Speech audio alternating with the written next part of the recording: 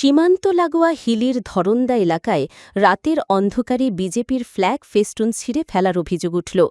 মঙ্গলবার সকালে বিষয়টি নজরে আসতেই ঘটনাস্থলে যান স্থানীয় বিজেপি নেতৃত্বরা। এ নিয়ে এদিন দুপুরে হিলি থানায় লিখিত অভিযোগ দায়ের করা হয়। বিজেপির অভিযোগের তীর তৃণমূল আশ্রিত দুষ্কৃতীদের বিরুদ্ধে, যদিও বিজেপির অভিযোগ অস্বীকার করেছে তৃণমূল কংগ্রেস। শুনলাম যে থানায় অভিযোগ করেছে, এবং শুধু এখানে নয়, বিভিন্ন জায়গায় সোশ্যাল মিডিয়াতেও দেখছি যে বিজেপি এরকম কিছু ছবি পোস্ট করছে। তৃণমূলের এত সময় নেই যে অন্য বিজেপির পোস্টার চিনতে হবে, এটা নিয়ে ভাবতে হবে, অত সময় নেই। আমাদের মানুষের কাছে যেতে হবে, আমাদের মানুষের কাছে পৌঁছতে হবে, সেটা নিয়ে আমরা ব্যস্ত।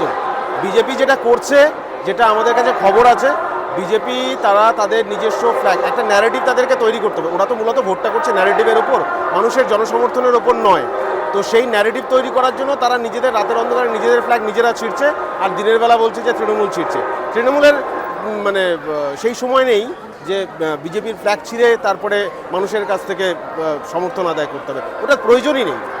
আজকে গতকাল রাত্রিবেলা হিলি ধরন্দা এবং হিলি বাজার এই যে বুথগুলো আছে, তার সঙ্গে সঙ্গে গোটা হিলিতেই আমাদের ফ্ল্যাগ ফেস্টুন ব্যানার ছিঁড়ে ফেলে দিয়েছে দুষ্কৃতীরা।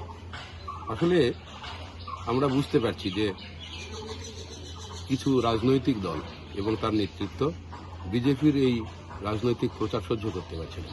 যারা অগণতান্ত্রিক প্রক্রিয়ায় নির্বাচনে জয়লাভ করতে চায়, এটা তাদেরই কাজ বলে আমার মনে হয়। কারা করেছে? তৃণমূল। অবশ্যই শাসক দল রাজ্যের যারা বেপরোয়া হয়ে উঠেছে, আজকে তাদের মধ্যে আতঙ্ক সৃষ্টি হয়েছে ক্ষমতা হারানোর। এবার 2026-এ মানুষ সিদ্ধান্ত নিয়ে ফেলেছে যে ভারতীয় জনতা পার্টির সরকারকে পশ্চিমবাংলায় প্রতিষ্ঠিত করবে, আর সেই আতঙ্কিত হয়ে এই কাজ তারা করে থাকতে পারে বলে আমাদের।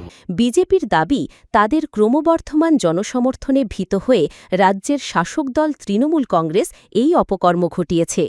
গণতান্ত্রিক উপায়ে জয়লাভ করতে না পেরে শাসক দল এখন আতঙ্কিত হয়ে অগণতান্ত্রিক পথ বেছে নিচ্ছে। এই ঘটনার প্রতিবাদে এবং সুষ্ঠু প্রচারের পরিবেশ নিশ্চিত করার দাবিতে বিজেপি পুলিশের কাছে লিখিতভাবে অভিযোগ জানিয়েছেন। পুরো ঘটনা খতিয়ে দেখার আশ্বাস দিয়েছে হিলি থানার পুলিশ।